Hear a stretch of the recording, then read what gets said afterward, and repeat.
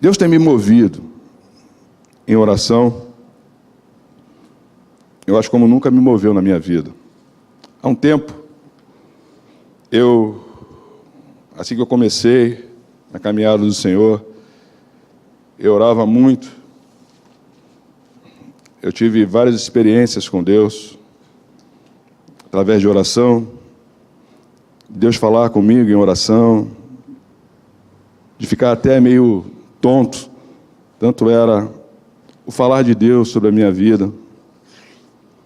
E a gente vai vivendo, a gente vai caminhando, algumas coisas que são importantes no começo e que não deveriam deixar de ser importantes na nossa vida, a gente vai sendo ocupado por outras coisas, e a gente que começa orando muito, que começa orando tanto, na jornada da vida,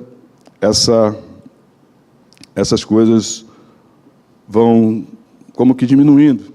E a gente não deve perder, né, as coisas boas. E uma coisa que é importante na nossa vida, né, é a oração. Nós não devemos deixar de orar nunca, nunca. Todo o tempo temos que estar orando por tudo, por todas as coisas, por cada coisa que você vai fazer, qualquer decisão que você vai tomar. Ore, converse com Deus. A oração é o canal, é o veículo, é o instrumento que nós temos para conversar com Deus, para dialogar com Deus. E como a gente precisa aprender de Deus, como Deus é bom. E eu quero hoje aqui, de alguma forma miraculosa, de alguma forma que eu não sei, mas tenho certeza que só através do Espírito Santo, compartilhar esse trecho com você e mostrar a você o amor de Deus. Tentar mostrar a você hoje os pensamentos de Deus para com você. Tentar mostrar a você o que Deus deseja para a tua, para a minha vida, para a igreja do Senhor. Enfim, essa profundidade, essa altura, essa largura, essa maravilhosa coisa que é a palavra de Deus, em que a gente lê, e quando a gente mais lê, quando a gente volta a ler o mesmo texto até, você lê uma, você lê duas, você lê três, e você passa pelo texto, lê 4, lê 5, e Deus fala com você de diversas formas. Eu nunca vi nada tão maravilhoso como a palavra de Deus.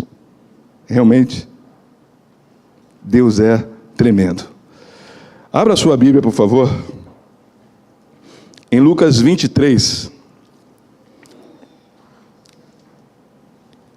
Lucas capítulo 23, do versículo 33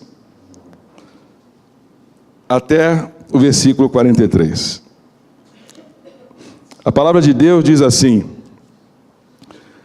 quando chegaram ao lugar chamado Calvário, ali o crucificaram, bem como aos malfeitores, um à direita, outro à esquerda. Contudo, Jesus dizia: Pai, perdoa-lhes, porque não sabem o que fazem. Então, repartindo as vestes dele, lançaram sortes. O povo estava ali e a tudo observava. Também as autoridades zombavam e diziam: salvou os outros, a si mesmo se salve, se é, de fato, o Cristo de Deus, o escolhido. Igualmente os soldados os escarneciam, e aproximando-se, trouxeram-lhe vinagre, dizendo: se tu és o rei dos judeus, salva-te a ti mesmo. Também sobre ele estava esta epígrafe, em letras gregas, romanas e hebraicas: este é o rei dos judeus. Um dos malfeitores crucificados blasfemava contra ele, dizendo: não és tu o Cristo? Salva-te a ti mesmo e a nós também. Respondendo-lhe, porém, o outro repreendeu, dizendo: nem ao menos temes a Deus, estando sob igual sentença? Nós, na verdade, com justiça, porque recebemos o castigo que os nossos atos merecem. Mas este, a saber, a Jesus, nenhum mal fez. E acrescentou Jesus: E acrescentou o malfeitor: Jesus, lembra-te de mim quando vieres no teu reino. Jesus lhe respondeu: em verdade te digo que hoje estarás comigo no paraíso. Em verdade te digo que hoje mesmo estarás comigo no paraíso. Meus irmãos, eu quando li esse texto, e já li diversas vezes, possivelmente talvez você também já tenha lido diversas vezes, eu pude enxergar algo que eu não tinha enxergado. Algo que realmente é próprio de Deus. A palavra de Deus diz que Deus é amor. E aqui nós temos retratado dos casos, dos momentos mais maravilhosos. A Bíblia é repleta de momentos lindos de amor, da presença, da graça de Deus, da misericórdia do Senhor. Mas aqui neste momento, está entre esses momentos de maior ênfase, maior derramamento de amor, de misericórdia de Deus sobre um homem que, se a gente olhasse, que se a gente se conhecesse, que se a gente fosse julgar, a gente estabeleceria para ele a prisão perpétua, se não a morte. Um homem que era malvado, um bandido, um homem todo errado, um homem que possivelmente tem ouvido falar de Jesus, porque aqui ele está sendo crucificado com Jesus. E naquele tempo, Jesus estava sendo perseguido. Jesus havia fazendo muitos feitos maravilhosos, que se espalhavam pelas terras, que se espalhavam pelos povos. E todos, realmente, de alguma forma, ouviam dizer, ou já tinham ouvido dizer de Jesus, falar de Jesus, dos feitos de Jesus, das maravilhas de Jesus. E esses homens continuaram na sua vida de bandido, na sua vida malvada, na sua vida perversa, em que a crucificação foi aquilo que os levou como destino, uma crucificação de morte, que aqui eles estavam sendo crucificados para morrer. E um deles, num rasgo, eu diria assim, aos 44 minutos e 59 segundos do segundo tempo, o cara cai em si. E diz a palavra de Deus, ele falando para o Senhor: Senhor, lembra-te de mim quando vieres o teu reino. É algo realmente impressionante. Porque se a gente parar para pensar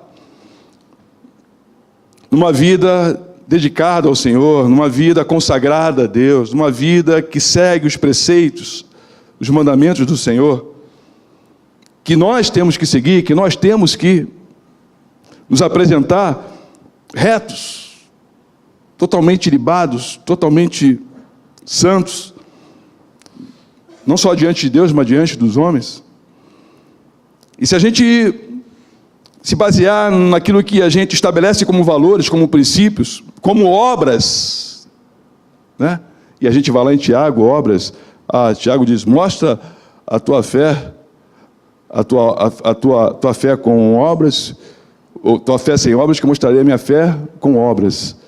Então, a gente olha aqui nesse momento que esse homem cai em si, e num gesto de fé, numa obra tremenda, numa revelação que Deus deu a ele, em que ele ali, naquele sufoco, naquela miséria de vida, naquela situação realmente de morte, ele reconhece que Deus, ou seja, Jesus Cristo, o Filho de Deus, não era merecedor daquilo que estava padecendo, daquilo que estava sofrendo, mas que ele sim, e que outro também. E ele, num ato de fé, num ato de desespero, mas crendo realmente, ali foi um rasgo do Espírito Santo, ele pediu a Jesus que se lembrasse dele. E Jesus o prometeu que naquele dia, naquele mesmo dia, não é isso? Jesus respondeu: em verdade te digo que hoje, neste dia, em que nós morreremos, que todos faleceremos, você estará comigo no paraíso. Que coisa linda, que coisa maravilhosa. A palavra de Deus em Salmos 48:9 diz: pensamos, ó Deus, na tua misericórdia no meio do templo. Em Jeremias 29:11 diz: eu é que sei que pensamentos tenho a vosso respeito, diz o Senhor, pensamentos de paz e não de mal, para vos dar o fim que desejais. Nós quando vimos a igreja, nós devemos vir à igreja com esse pensamento de misericórdia de Deus. Senhor, eu preciso da tua graça, eu preciso da tua misericórdia. Derrama da tua graça hoje sobre a minha vida. Derrama da tua misericórdia da tua vida, na minha vida hoje, Senhor. Fala comigo. O Senhor que sonda mente e coração, o Senhor que sabe como eu estou, como eu entrei aqui. Fala comigo, Senhor. Vem com uma palavra de encontro, Senhor, à minha necessidade. Fala comigo, Deus. Muda a minha vida. Muda. Em outras vezes falaremos: muda a minha família, muda meu filho, muda minha filha, muda minha esposa, muda meu esposo, muda meu chefe, muda, Senhor, muda a minha vida, porque a vida que eu estou levando está sendo pesada demais para mim. E Deus diria: vinde a mim todos que estáis cansados e sobrecarregados, e eu vos aliviarei. Tomai o meu jugo que é suave, o meu fardo que é leve, encontrarei descanso para as vossas almas. E Deus sempre está a nos convidar a tirar o peso, a tirar a sobrecarga, a tirar a mão de juízo, a tirar um olhar que critica, que difama, que tenta se justificar muitas vezes, mas não se justifica. Em relação, muitas vezes, a coisas que fazemos e que são até boas, mas que lançamos elas diante de Deus para barganhar com Deus algo bom. Meu irmão, você não tem que barganhar nada com Deus. Você não pode barganhar a bondade de Deus, daquele que é bom por excelência. Deus é bom. Deus é bom. E que Deus vai fazer a você, independente se você está bem na fita ou se você não está mal na fita. O que Deus tem para você é só coisas boas. São só coisas maravilhosas. São só coisas tremendas. Mas Ele continua a nos chamar para conversar. Ele continua a nos chamar para arrazoar. Ele continua a nos chamar para ajustar, para apresentar a Ele o que verdadeiramente somos, o que ninguém conhece, o que passa dentro de você que ninguém conhece, que você muitas vezes não revela ao outro, e tem até vergonha de revelar a Deus. Mas Deus está te chamando: meu filho, abra o teu coração, abra o teu coração, não fique tentando tapar o sol com a peneira, como tentou Adão e Eva, tentando botar a folha lá para tampar a nudez. Não fique tentando esconder as coisas. Quem é que pode esconder alguma coisa de Deus?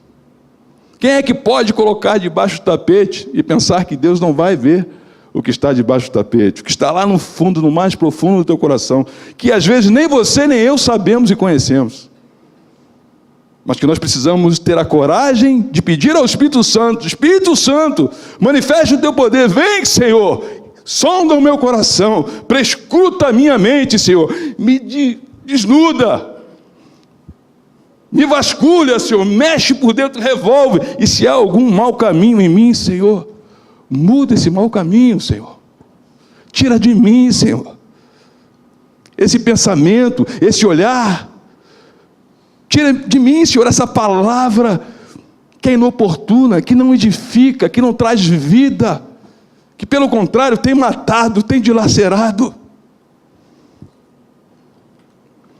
Isaías 55. Abra sua Bíblia, por favor, em Isaías 55. E eu vou querer aqui hoje passar por alguns textos da Bíblia para te mostrar que Deus é realmente imensurável, que Deus é realmente não só maravilhoso, que a gente repete e fala, né, diversas vezes, mas Ele é mais que isso. Tem alguma palavra mais, além de maravilhoso? Se tiver, você pode enquadrar a Deus. Isaías 55, no versículo 6, a partir do versículo 6 é assim: buscai o Senhor enquanto se pode achar, invocai-o enquanto está perto. Deixe o perverso o seu caminho, o iníquo os seus pensamentos. Converta-se ao Senhor, que se compadecerá dele, e volte-se para o nosso Deus, porque é rico em perdoar. Porque os meus pensamentos não são os vossos pensamentos, nem os vossos caminhos os meus caminhos, diz o Senhor. Porque assim como os céus são mais altos do que a terra, assim são os meus caminhos mais altos do que os vossos caminhos, e os meus pensamentos mais altos do que os vossos pensamentos. Que pensamentos de bom ou de bondade que você tem para com você mesmo? Em Miqueias, no capítulo 4, nós temos um trecho maravilhoso que diz assim, Miqueias capítulo 4, a partir do versículo 6, nós temos assim: naquele dia, diz o Senhor, congregarei os que cocheiam é os que claudicam, aqueles que manquejam, aqueles que são vacilantes, e recolherei os que foram expulsos e os que eu afligira, que próprio Deus havia afligido, quando foram para o exílio. Dos que cocheiam farei a parte restante, dos que foram arrojados para longe, uma poderosa nação, e o Senhor reinará sobre eles no monte de Sião, desde agora e para sempre. A ti, ó torre do rebanho, monte da filha de Sião, a ti virá assim, virá o primeiro domínio, o reino da filha de Jerusalém. Agora, por que tamanho grito? Não há rei em ti? Pereceu o teu conselheiro? Apoderou-se de ti a dor como a de que está para dar à luz? Sofres dores e esforça-te, ó filha de Sião, como aqui está para dar à luz, porque agora sairás da cidade, e habitarás no campo, e virás até a Babilônia. Ali, porém, serás libertada, ali te remirá o Senhor das mãos dos teus inimigos. Acham-se agora congregadas muitas nações contra ti, que dizem: seja profanada, e vejam os nossos olhos o seu desejo sobre Sião. Mas não sabem os pensamentos do Senhor, nem entendem o plano que as ajuntou como feixe na eira. Levanta-te e debulha, ó filha de Sião, porque farei de ferro o teu chifre e de bronze as tuas unhas. Esmiuçarás a muitos povos, e o seu gado será dedicado ao Senhor, e os seus bens ao Senhor de toda a terra. Aleluia! Não sabem os pensamentos do Senhor, nem entendem o plano que os ajuntou como feixes na eira. Eu estava aqui falando na sexta-feira que aquela mulher, aquela viúva de Serepta, que Deus mandou Elias ir até ela.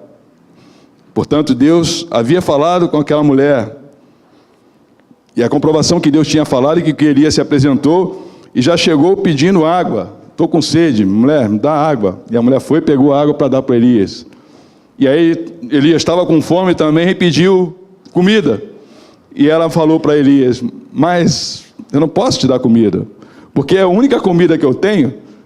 Eu vou fazer um bocado para mim e para o meu filho, e nós morreremos. Ela havia decretado a morte dela e do filho dela. E Elias então pega e insiste com a mulher e diz a ela: mulher, faz o que eu estou dizendo. E a mulher, em temor, foi. Eu não sei se ela foi meio furiosa, não sei se ela foi meio chateada, mas eu creio que ela tenha ido de boa paz, uma mulher de fé, né? E realmente, na condição de profeta, estava o recebendo. era o que tudo parecia. E ela foi e fez, e Elias abençoou, e diz a palavra que enquanto Elias ficou ali com ela, não faltaram nada na botija e nem na panela. Meus irmãos, se vocês pensarem que a seca que veio sobre aquele lugar durou 3 anos e meio, eu não sei quanto tempo que Elias ficou com aquela mulher ali na casa dela, mas durante um bom tempo, aquela mulher foi testemunha viva de um milagre de Deus na sua vida. Do pouco que ela tinha, que ela iria comer, que o seu filho iria comer, eles iriam morrer, e agora, do nada, ou do pouco, Deus fez superabundar a graça de Deus. Do nada que você tem, ou do pouco que você tem, Deus quer fazer você superabundar da graça de Deus. Da graça de Deus. Mas não parou por aí. O que aconteceu? O filho daquela mulher adoeceu. E quando toca no filho, parece que a gente fica louco, né? Parece que a gente perde a noção, a gente perde o equilíbrio, a gente perde o juízo, a gente fala coisas que não entende, a gente é capaz de qualquer coisa. A gente fica às vezes violento, fica agressivo. Por um filho a gente é capaz de qualquer coisa. E a gente tem que, nessa hora, realmente segurar e descansar em Deus. Imagina o Senhor tendo enviado o seu filho para morrer por nós, o único filho, o filho amado dele, para morrer por nós. Você, não você, mas eu digo, o homem, bandido, pedófilo, promíscuo, prostituto, enfim, violento, agressivo, corrupto. E Deus enviar o seu filho por amor a todos. Ele não faz acepção de pessoas. Ele não, vou mandar só para os santos, só que são da igreja. Não, por amor a todos. Jesus veio e deu a sua própria vida para morrer por essa espécie de gente. E pela graça de Deus nós estamos aqui na igreja hoje.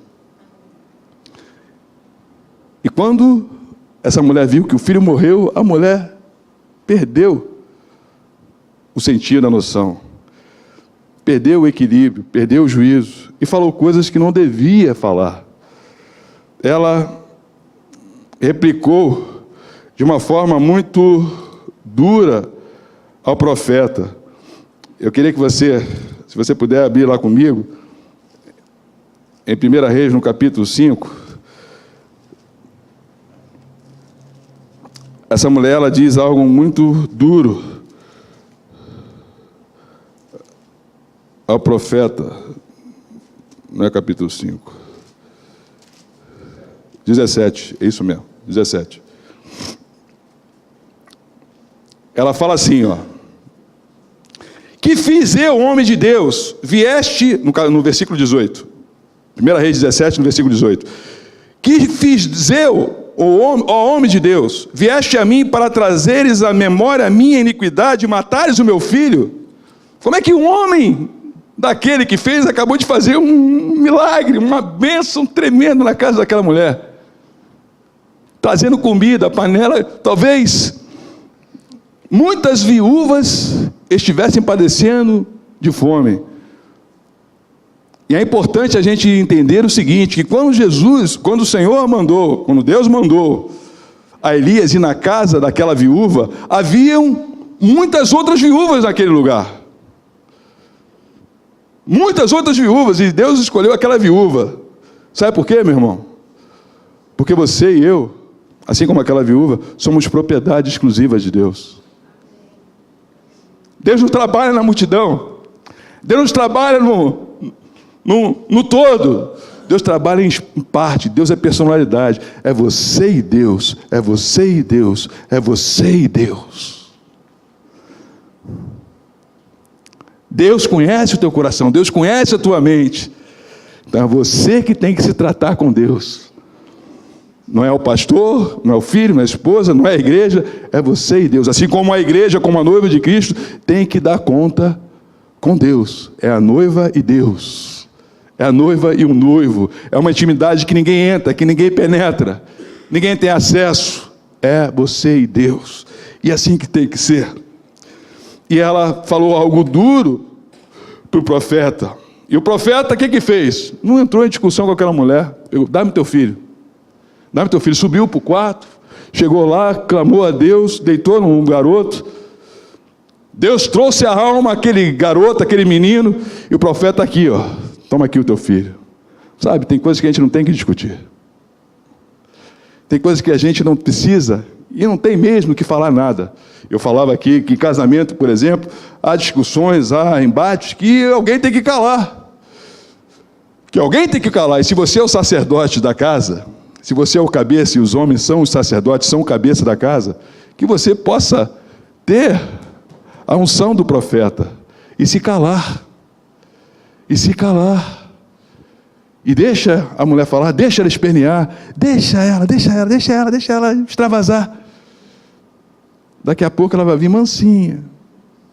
Vai vir mansinha, cordeirinha, né? Alisando a sua cabeça. Oh, meu mozinho. Oh, meu não dói. Meu din-din. Perdoa. Eu errei. Eu não sabia o que estava falando. E Jesus já havia dito, Pai, perdoa-os, porque eles não sabem o que falam. Não é novidade nós falarmos muitas coisas às vezes, e falamos sem saber o que estamos falando. Mas a nós cabe uma obrigação. Né? Se nós pensarmos que tudo que vier sair da nossa boca, e tem que ser para edificar, eu não posso falar qualquer coisa. Então, põe freio na minha língua, Senhor. Põe freio na minha língua. A língua é capaz, é como um pequeno leme, que é capaz de levar o corpo todo, né? Assim como o leme no navio, levar para a perdição, para a destruição. Senhor, põe freio na minha língua, segura a minha língua. Muitas vezes ele vai ter que fazer. Pensou, Senhor, perdoa, pensei, mas sair não vai sair não. Sair não vai sair não, porque pensar, o Senhor conhece os meus pensamentos, mas eu não posso fazer mal ao meu irmão. Eu não posso estragar a vida do meu irmão. E o meu irmão não tem a capacidade de sondar mente e coração. Porque só Deus sonda mente e coração. Então a gente tem que ter esse temor diante de Deus. Segurar a língua, botar a mão na boca muitas vezes. E essa mulher não deixou, porque como eu falei, filho realmente tira o pai e a mãe do centro. Fica dirindim, fica maluca, fica doida, fica realmente louca, fora de si. Mas essa mulher que falou isso, que falou para Elias, no final ela diz o quê? Então a mulher disse a Elias, nisto conheço agora que tu és homem de Deus e que a palavra do Senhor na tua boca é verdade. Eu fico perplexo e eu fico assim, estranho isso, porque um homem que faz o azeite e a farinha da botija e da panela não faltar, se multiplicam pela misericórdia, pela graça de Deus, um milagre. Lembra? Ela tinha só um bocado que ela ia fazer para o filho dela, ela e ele iam comer e iam morrer. E isso, não sei há quantos dias, 3 anos e meio, houve seca naquele lugar. 3 anos e meio houve seca naquele lugar. Quantos dias essa mulher ficou comendo da farinha e comendo do azeite? E muita gente ao redor, talvez ela até pela misericórdia, se parecia uma mulher de Deus, estava provendo a muita gente ali. E saiba de uma coisa, eu quero abrir um parênteses agora. Quando Deus abençoar a tua vida, quando Deus fizer com que a farinha e o azeite na tua vida venha realmente transbordar, meu irmão, olha para o lado. Olha para o lado direito, olha para o lado esquerdo, olha para frente, olha para trás, que vai ter alguém precisando.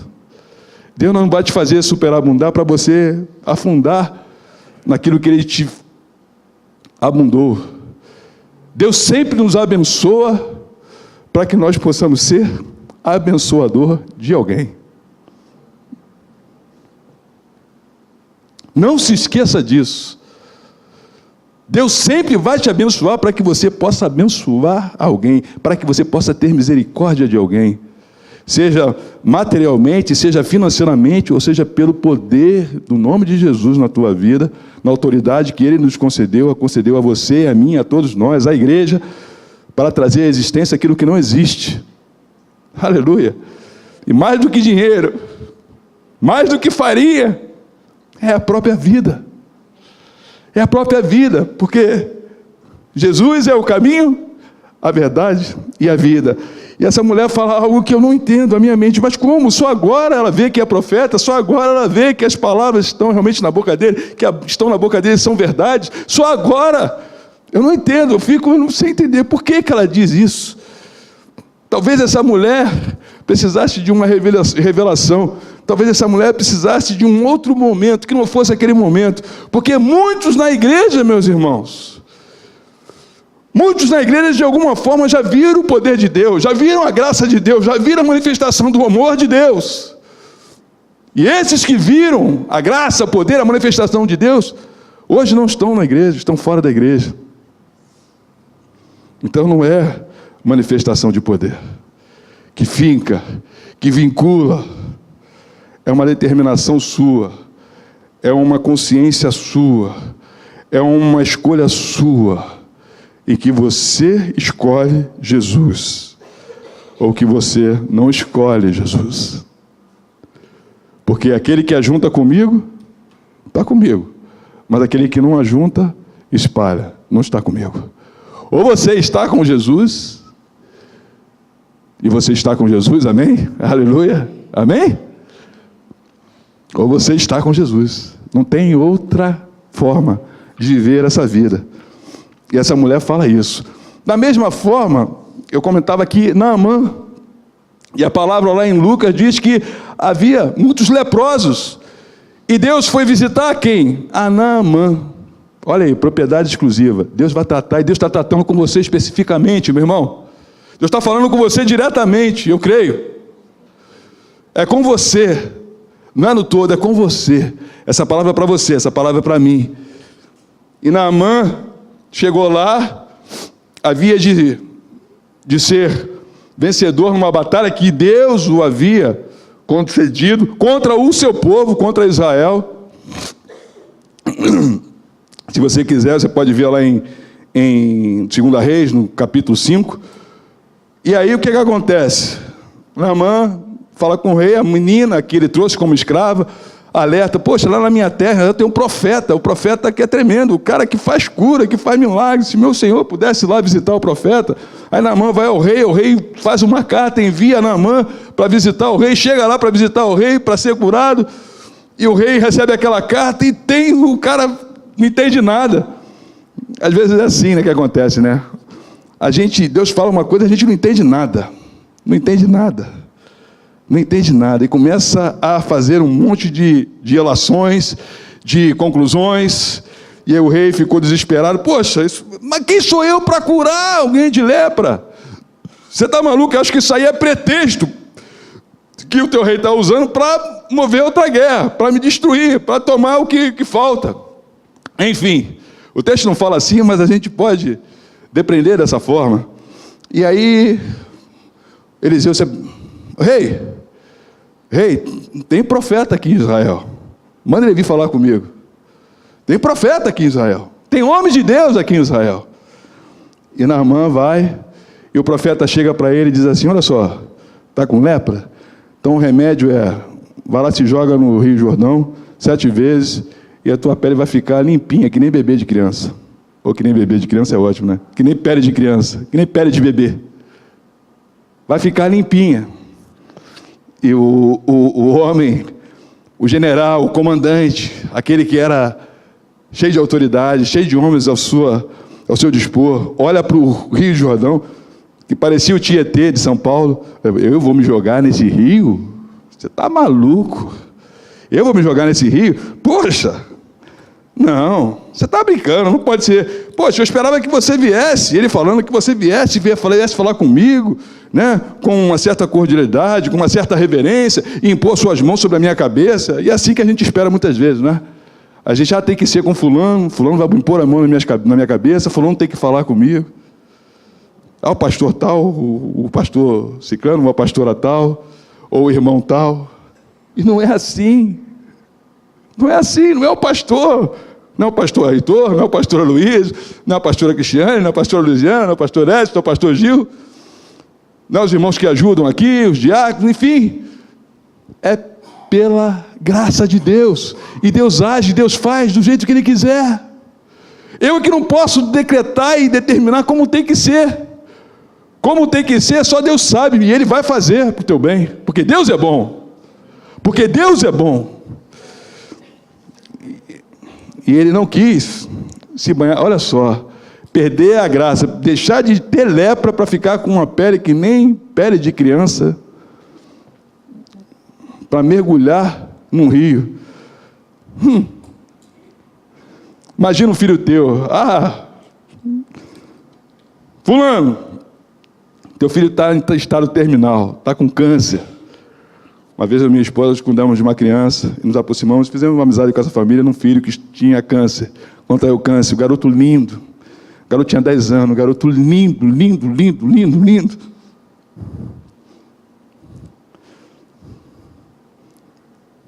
Garoto que ministrava louvor na casa do Senhor, tocava violão, enfim, esse garoto contraiu câncer. E foi até a Vanessa, que era a sobrinha desse rapaz, desse homem, que tem um homem bem sucedido, empresário, que falou da gente. A gente foi visitar no hospital, lá no Vicente Paulo, e quando eu deparei com o menino, nós ficamos assim transtornados. O garoto já estava assim apresentando sabe aquele câncer agressivo que vai deformando a pele, que vai criando uns caroços no corpo. E aquilo foi evoluindo, foi evoluindo. Vocês já viram o filme o Homem-Elefante, né? É Homem-Elefante. Que a cara do homem é toda destroçada, cheia de caroço. O garoto ficou, parecia um Frankenstein, um monstro. Né? E o filho e o pai não queriam desagarrar de jeito nenhum. Não queria abrir mão de jeito nenhum. Eu fico imaginando aquele pai, pai, para o teu filho ficar bom, se joga no Tietê, se joga no mangue. É agora, Senhor, é agora. O que o Senhor quer? De anjinho? Quer de pulo? Quer de martelo? Quer de escosta? Quer de quê? Estou indo, agora! Pô, discutir se lá em Damasco tem rio, se lá... Meu irmão, e o que foi que Naamã fez? Que isso? Não é possível. Lá em Damasco tem um Abana e o Farfá, que são rios maravilhosos, limpos, mas sempre tem que ter alguém lúcido, né? Nessa hora tem que ter alguém que tenha lucidez, que não tenha saído de si, que não seja tão soberbo, tão orgulhoso, tão irreverente, tão mal criado. A verdade é essa. Né? Porque a gente é assim, que é soberba, que é orgulhosa, que é vaidosa, que tem que ser só o fulano, que tem que ser só o ciclano, tem que ser do meu jeito, tem que ser assim, e você perde a bênção de Deus por se jogar 7 vezes, se banhar 7 vezes no rio. E o cara lá, o soldado dele, patrão, comandante, vem cá, chega aqui, patrão, o que o profeta falou contigo? Não é nada demais, patrão. Se banhar no rio 7 vezes, ainda que possa esse rio estar aí fedendo, ou até cheio de bolor, sei lá, pô, patrão, vai ficar com a pele limpinha, vai ficar com a pele que nem de criança, patrão, sabe lá, se não curar, isso digo eu, se não curar, patrão, passa o cerol nele, mata esse desgraçado, mas patrão, nós viemos daqui, de lá, de longe para cá, para te ouvir isso, não fazer, patrão, vai lá, se joga. E o homem se jogou, banhou 7 vezes, e o que aconteceu? A pele ficou limpinha. E aí, que ele recebeu a graça, que ele viu que era profeta, que a palavra era verdadeira, ele quis agradecer ao profeta. E Deus não permitiu. E Eliseu não quis receber, ele quis dar bens, dinheiro para Eliseu. Eliseu, não, vai embora com o teu dinheiro. Que você tinha que receber, você já recebeu. Você tem que se converter, você tem que mudar o seu coração, você tem que adorar outros deuses. E o cara aqui, ele fala, Eliseu, você não está me aceitando minhas ofertas, não está aceitando meus bens. Mas eu costumava servir a um Deus Rimon. Entrar lá com o meu rei e me abraçar ele, deitar na cabeça, no braço dele, ouvindo esse Deus de demônio, esse Deus que é diabólico. A partir de hoje, isso nunca mais vai acontecer na minha vida, porque eu sei quem é o verdadeiro Senhor, eu sei quem é o verdadeiro Deus, e o teu Deus é o verdadeiro Deus. Aleluia! E mudou-se uma história na vida de Naamã. Sabe, quando Deus vem com provisão, quando Deus vem com bênção sobre a tua vida, Ele vem para mudar a história da tua vida. Ele vem para escrever uma nova história. E Deus precisa realmente nos levar a ter esses pensamentos.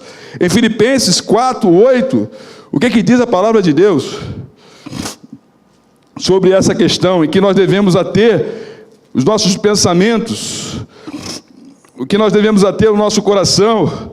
Finalmente, irmãos, tudo que é verdadeiro, tudo que é respeitável, tudo que é justo, tudo que é puro, tudo que é amável, tudo que é de boa fama, se alguma virtude há e se algum louvor existe, seja isso que ocupe o vosso pensamento.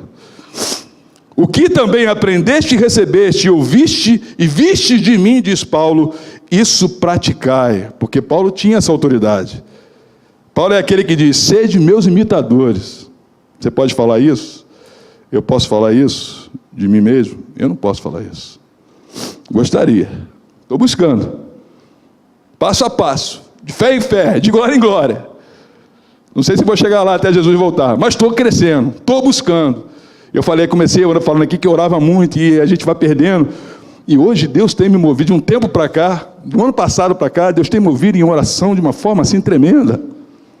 Tremenda na minha vida. Tremenda. Tremenda! Eu tenho visto coisas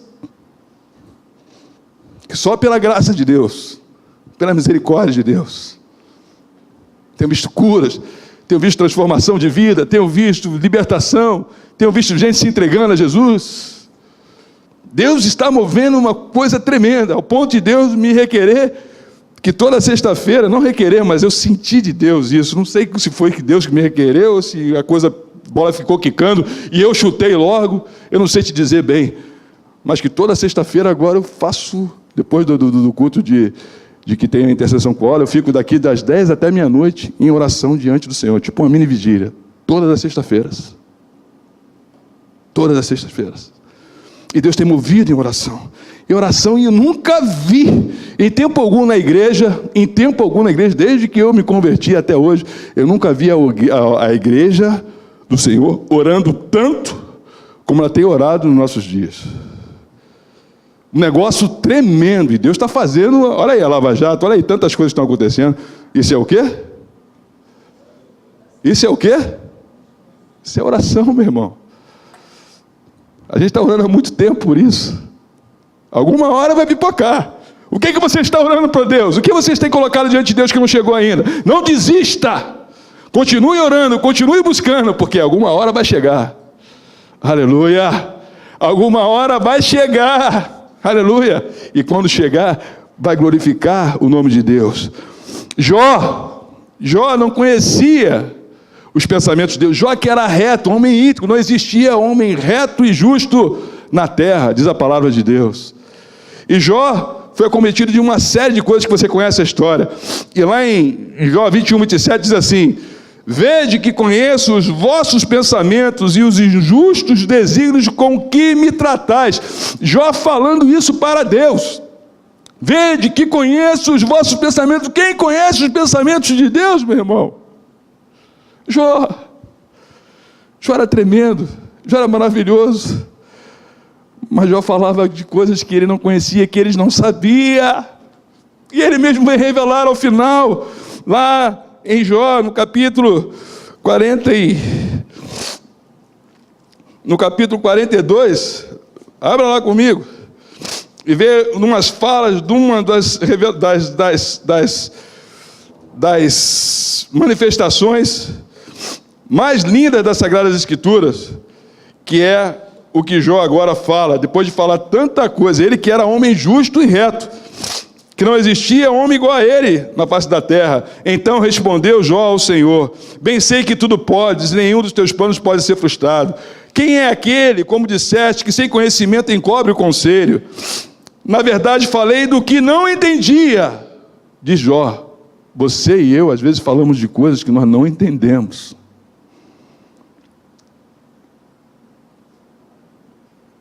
Que seria melhor calar.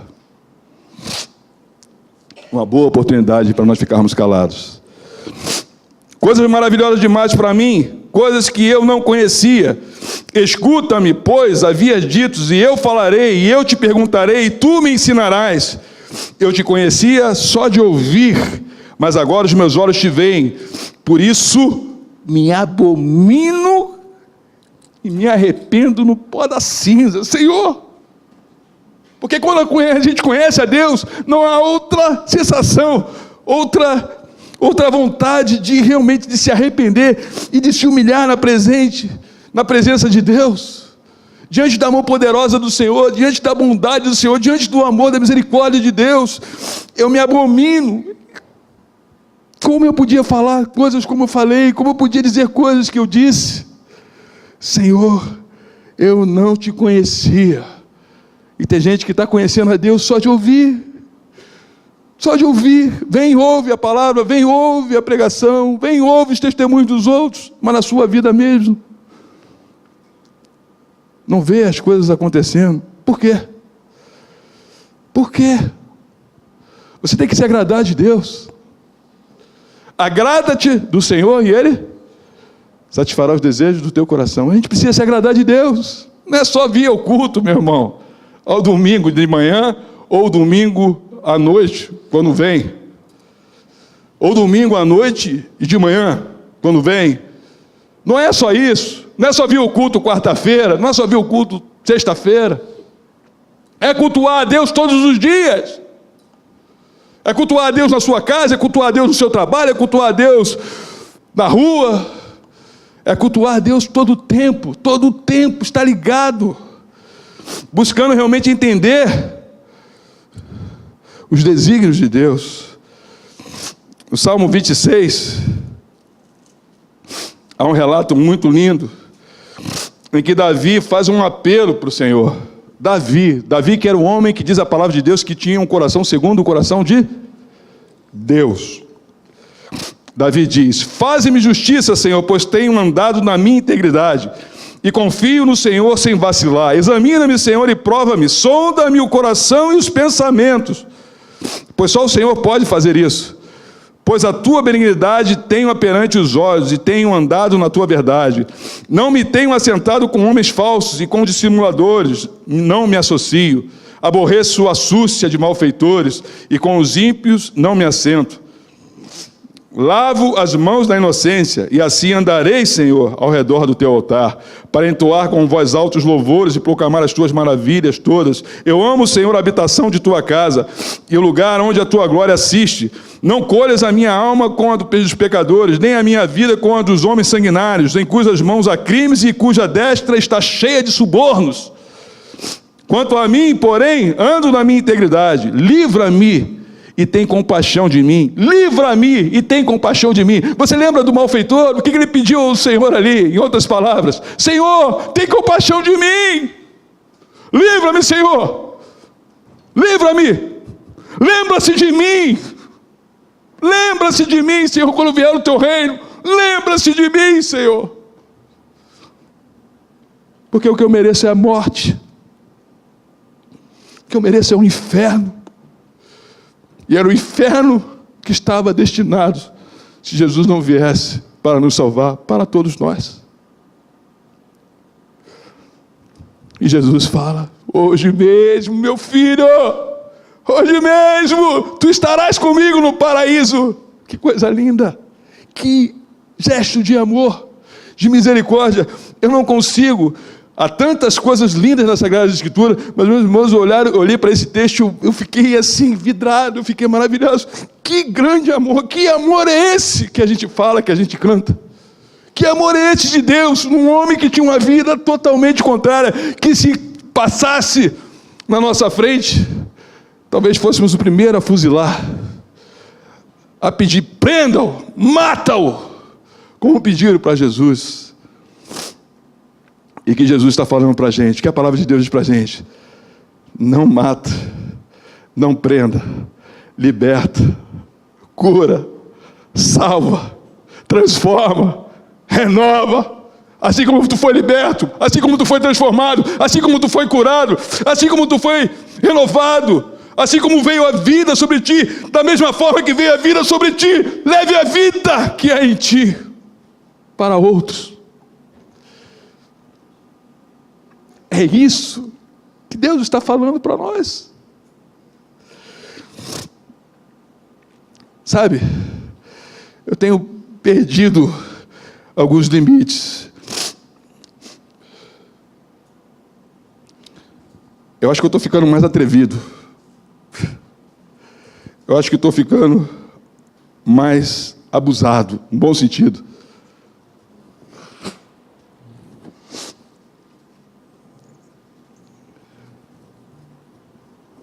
A gente vai perdendo medo, vai perdendo alguns limites. E se essa palavra é verdadeira, se essa palavra tem poder, e ela tem poder, aleluia. Essa palavra foi a palavra que Deus nos ensinou e que Deus tem nos ensinado a pregar, a pôr em prática. E não só de coisas que a gente tem que tomar como ensinamento para a vida, para a prática do dia a dia, na família, no trabalho, enfim. Mas na prática, na vida dos outros. E as pessoas precisam ver o poder da palavra de Deus. E às vezes a gente fica com medo de falar. Às vezes a gente recua. Sabe por quê? Porque se você tivesse mais íntimo de Deus, mais colado com Deus, mais firme com o Senhor, mais ali na presença de Deus, todos os dias, eu creio que você não teria medo de falar e de fazer determinadas coisas. Porque o Espírito Santo te dá uma ousadia, ele vem e se move dentro de você de tal forma que você, quando vê, você não aguenta, você acaba falando, você acaba manifestando. E aí que você vai ver, e tem a oportunidade de ver realmente a glória de Deus, a manifestação do poder de Deus. Em Eclesiastes, no capítulo 11, no versículo 5, nós temos a seguinte passagem: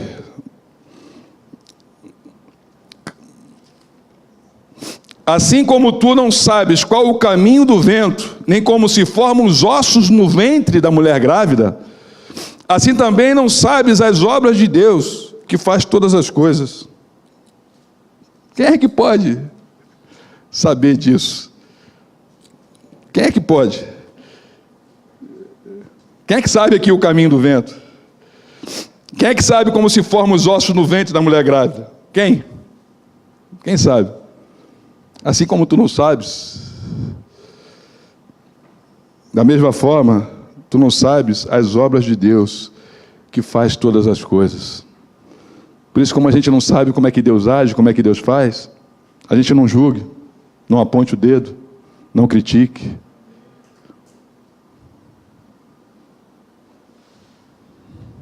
Não se ache mais superior, mais conhecedor, não se ache mais importante do que ninguém. Não. Seja humilde, seja simples, seja bênção na vida dos outros. Seja simples e bênção na vida daquele que é simples e naquele que se acha alguma coisa. Porque aquele que se acha alguma coisa, que se acha poderoso, que é rico, que é milionário, que é, enfim, que acha que domina tudo, vai ver que o domínio está naquele que é o cabeça, que tem o domínio, que é o Senhor dos senhores, que é o Rei dos reis, o Deus dos exércitos, o Todo-Poderoso.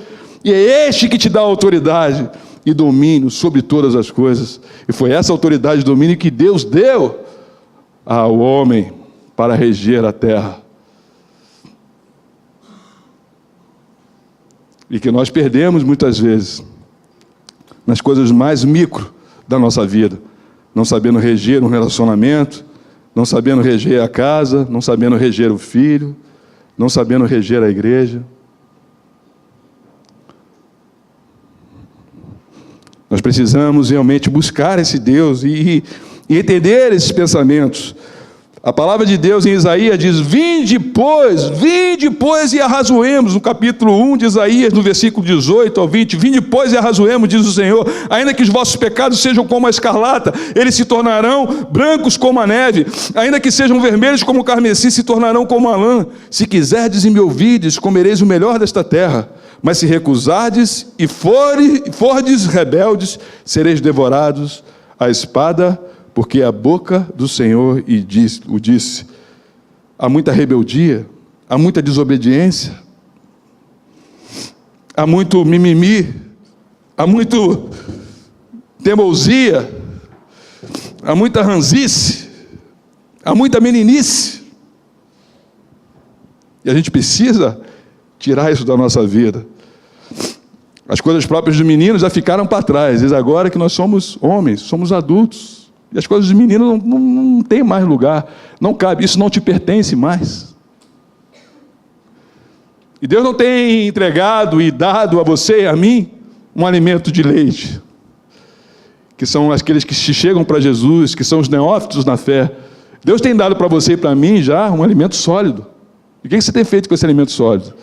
Será que Deus tem posto a mesa e você tem jogado fora? Sabe aquela criança que não quer comer, que bota comida? Isso não acontecia lá em casa, né? Pelo contrário, minha mãe parava: meu filho, vai para a rua, vai jogar bola, some na minha frente. Tu não para de comer, vai! Eu falava: vai, desgraçado. Deus que vê, minha mãe é uma benção.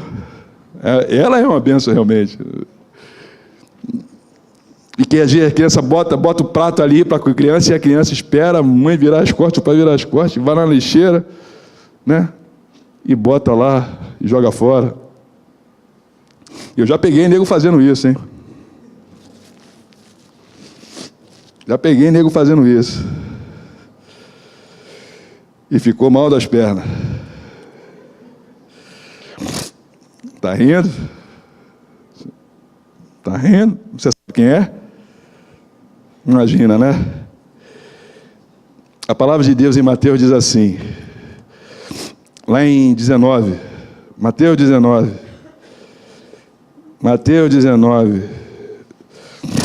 no versículo 23, a partir do versículo 23, eu vou ler a partir do versículo 23.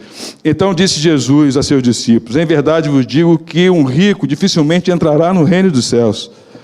E ainda vos digo que é mais fácil passar um camelo pelo fundo de uma agulha do que entrar um rico no reino de Deus. Ouvindo isso, os discípulos ficaram grandemente maravilhados e disseram: sendo assim, quem pode ser salvo?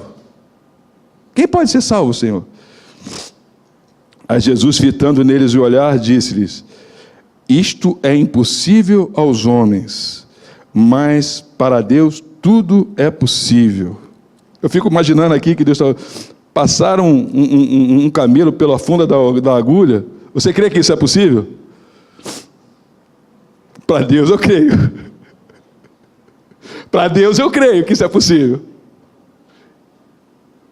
Não há nada impossível para Deus. Jesus morreu, foi glorificado, carne e osso.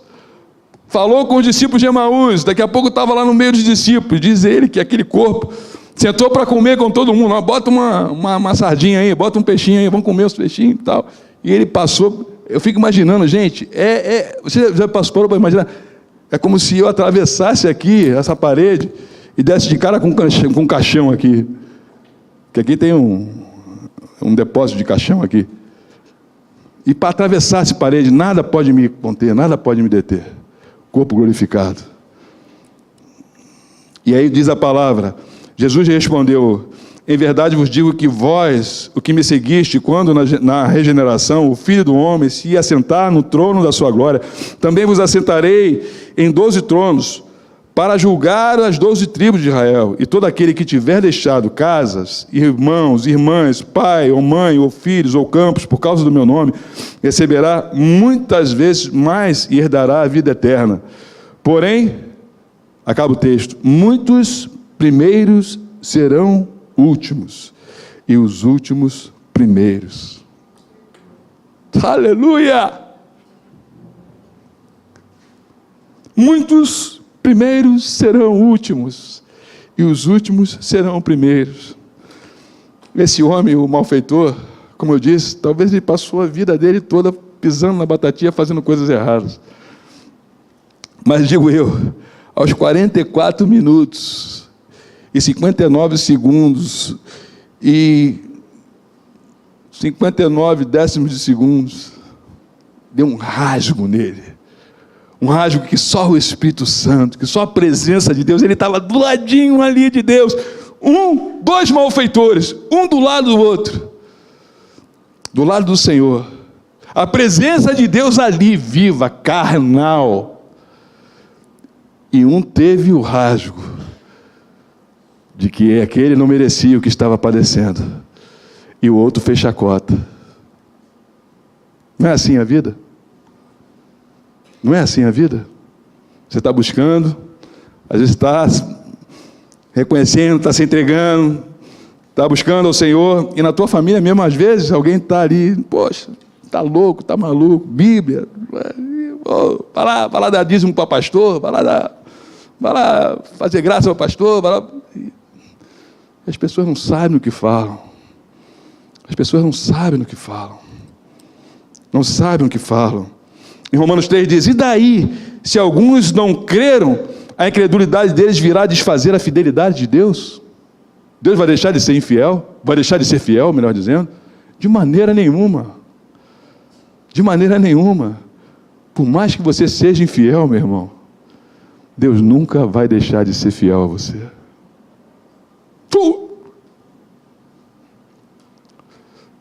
Eu falo e tenho falado para meus filhos e falo para vocês. Olha, o dia que você errar na tua vida e que você se envergonhar a tal ponto de querer esconder a tua cara, a tua cabeça, botar, encravar na terra, sumir do mundo, mas que você tem que se acertar, se confessares os vossos pecados, Deus é fiel e justo para vos perdoar os pecados. Não é verdade?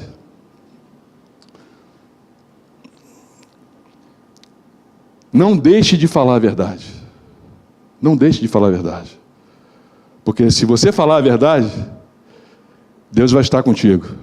Mas se você não falar a verdade, Deus não está contigo. É melhor você estar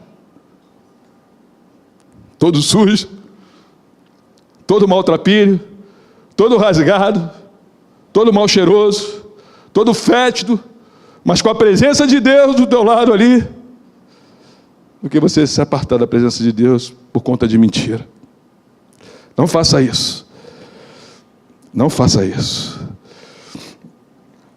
Tendes cuidado, irmão. Abra lá em Hebreus, no capítulo 3. Abra em Hebreus no capítulo 3, por favor. A gente está chegando ao final. Eu quero ler e entregar esses textos, deixar para você refletir em casa. Em Hebreus 13, a partir do versículo 12. Tende cuidado, irmão, jamais aconteça haver em qualquer de vós perverso coração de incredulidade, que vos afaste do Deus vivo. Pelo contrário, exortai-vos mutuamente cada dia, durante o tempo que se acha hoje, a fim de que nenhum de vós seja endurecido pelo engano do pecado. Porque nós temos tornado participantes de Cristo, se de fato guardamos firme até o fim a confiança que desde o princípio tivemos. Enquanto se diz, hoje, se ouvides a sua voz, não endureçais o vosso coração, como foi na provocação. A Cláudia falando aqui, concentra, não desfoca. Eu achei interessante já falar isso. Concentra. Pensei que ela estava falando, concentra, Deus tem algo para nós, Deus tem algo para você, concentra. Fique concentrado, preste atenção, medite na palavra de Deus. Ora, quais os que têm ouvido se rebelaram? Ora, quais os que, tendo ouvido, se rebelaram? Não foram de fato todos os que saíram do Egito por intermédio de Moisés? E contra quem se dignou 40 anos? Não foi contra os que pecaram, cujos cadáveres caíram no deserto? E contra quem jurou que não entrariam no seu descanso, senão contra os que foram desobedientes? Vemos, pois, que não puderam entrar por causa da incredulidade. Não deixe a incredulidade entrar no seu coração. Se Deus não te respondeu ainda, se mantenha firme. Fique firme. Não deixa nada roubar a tua fé, não deixa nada roubar o teu posicionamento. Não deixa nada roubar aquilo que você realmente tomou como fé, que você acreditou. Deus não é homem que minta. Deus vai cumprir. Deus vai realizar. Deus vai concretizar. Deus vai te trazer em vitória, vai trazer em triunfo. Você pode estar chorando hoje, mas aqueles que vão chorando, semeando, voltarão com um sorriso nos lábios. Deus é Deus. Deus não mudou, Deus não é invariável, Deus não é infiel. Deus é bom, gente, Deus é bom. E Jeremias diz: eu, o Senhor, esquadrinho o coração, eu provo os pensamentos, e isto para dar a cada um segundo o seu proceder, segundo o fruto de suas ações. Aleluia, aleluia. Em Hebreus, um pouquinho antes, no 3 do versículo 7, diz assim: assim pois, como diz o Espírito Santo, hoje se ouvirdes a voz, não endureçais o vosso coração, como foi na provocação no dia da tentação no deserto, onde os vossos pais me tentaram, pondo-me à prova, e viram as minhas obras por 40 anos. O povo viu as obras de Deus por 40 anos, o maná que caía do céu, a nuvem de glória de noite, a nuvem de glória de dia, a nuvem que retia o frio, a nuvem que retia o calor, a fome que era saciada por aquilo que vinha do maná de Deus. E esse povo que entrou no deserto, passou e viu isso tudo, né? Teve que ficar no deserto, porque não podia entrar na terra prometida. Você está entendendo? A gente precisa entender algo, que não são os milagres, não são os feitos de Deus, não é nada que possa acontecer de bom na tua vida, e que Deus vai fazer, e que Deus está fazendo, e que Deus vai fazer muito mais, amém? Mas é o próprio Deus, o próprio Senhor. É você se colocar diante de Deus, de tal forma que você fica, só quer Ele, independente, Senhor. Se o Senhor me curar, não importa. Se o Senhor pôr a mesa, não importa. Se o Senhor me livrar, não importa, Senhor. Importa que a minha vida está contigo. Importa que meus filhos estão contigo, que a minha esposa está contigo, que a minha igreja está contigo, que o meu povo que o Senhor me deu está contigo. Porque se vier uma catástrofe hoje, se a gente perder a vida, a gente vai para um lugar eterno, maravilhoso, que aqueles que foram desobedientes, rebeldes, que não deram ouvido ao Senhor. E a palavra de Deus diz: se ouvir a voz de Deus, não endureça o teu coração, e que muitos tenham endurecido o coração. Nós entraremos na glória, nós conheceremos a Ele, não como em parte, mas como todo. Poderemos olhar a sua face, poderemos tocar na sua mão, nas suas vestes, e viver uma vida eterna na presença de Deus, do que viver nesse mundo que é mau, que é ruim, que é violento, e que a gente pensa que não tem nada pior que possa acontecer. Tem sempre algo pior que pode acontecer. Já você reparou isso? Tem sempre espaço para algo pior, de tudo que você já viu de ruim. Mas em Deus tem sempre espaço para algo melhor, de tudo aquilo que você já viu de bom. Aleluia! Aleluia! Aleluia! Oh Deus, maravilhoso. E eu finalizo com Efésios. Abra com Efésios, por favor. E a gente vai fechar. Efésios, no capítulo 3.